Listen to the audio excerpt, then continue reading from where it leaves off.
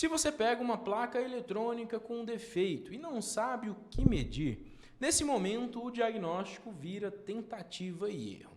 Nesse momento, é aí que você perde tempo, troca a peça à toa e acaba ficando inseguro com o diagnóstico que você está realizando na placa. Então hoje eu quero te mostrar quais são as principais medições que você precisa realizar e que todo técnico que esteja começando agora precisa fazer para diagnosticar qualquer placa de forma lógica, mesmo que esteja começando agora. E no final do vídeo eu vou te deixar um passo a passo que realmente é o processo para você medir e que vai acelerar o seu processo de diagnóstico. Agora, antes de sair medindo qualquer componente na placa, guarda bem essas informações. Primeiro, medição sem critério só vai confundir a sua cabeça. Segundo, um bom diagnóstico começa com perguntas simples sobre o funcionamento da placa eletrônica. Primeiro, essa placa eletrônica recebe a alimentação? Segundo, a alimentação chega até o circuito principal da nossa placa?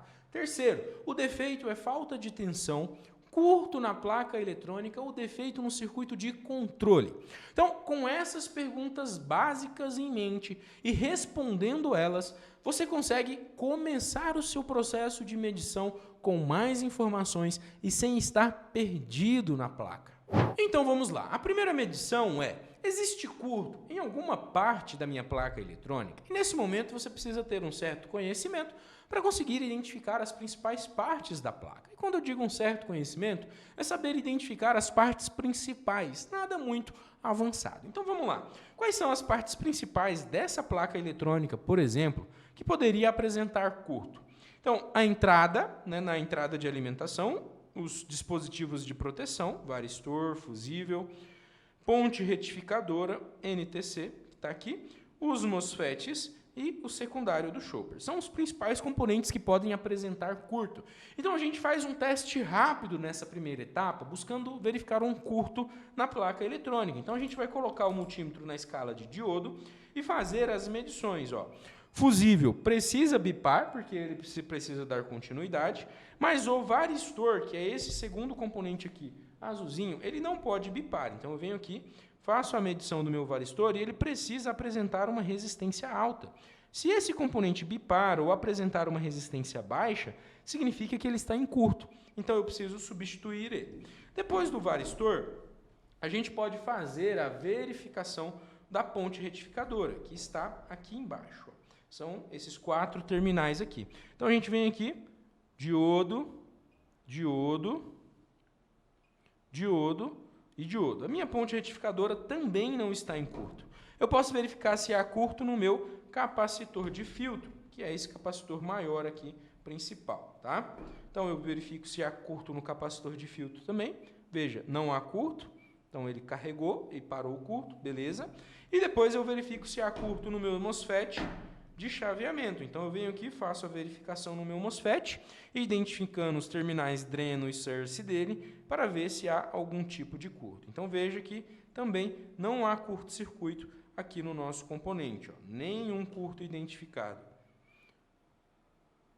Depois de fazer essa verificação, nós vamos para o secundário do nosso chopper. Então a gente verifica todos os diodos do secundário para verificar se há algum curto aqui. Nenhum desses componentes está em curto. Esse daqui bipou, mas para carregar o capacitor, carregou o capacitor, ele parou de bipar. Tá?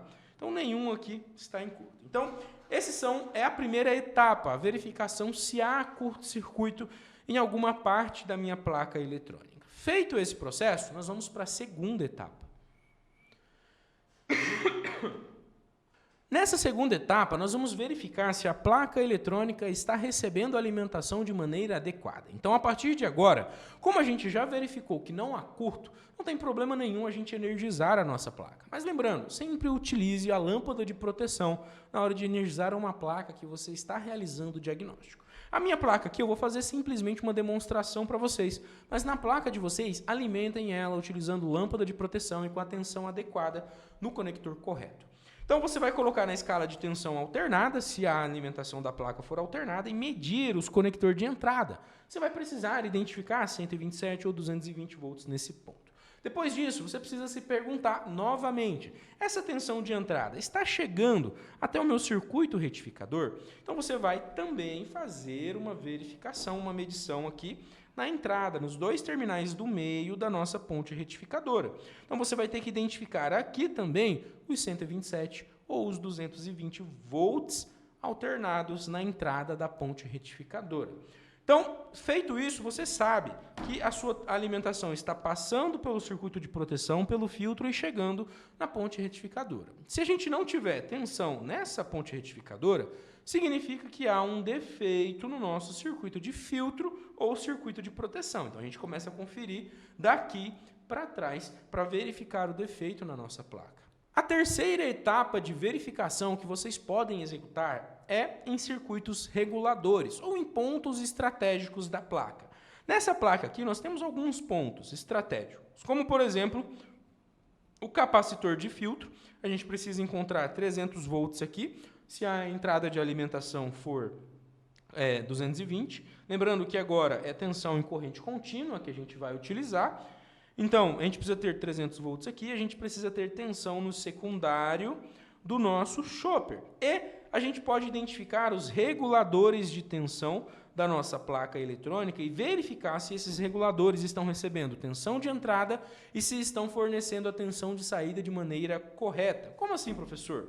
Eu tenho um regulador de tensão, por exemplo, um 7815. Ou seja, ele tem que fornecer na saída de alimentação 15 volts em corrente contínua.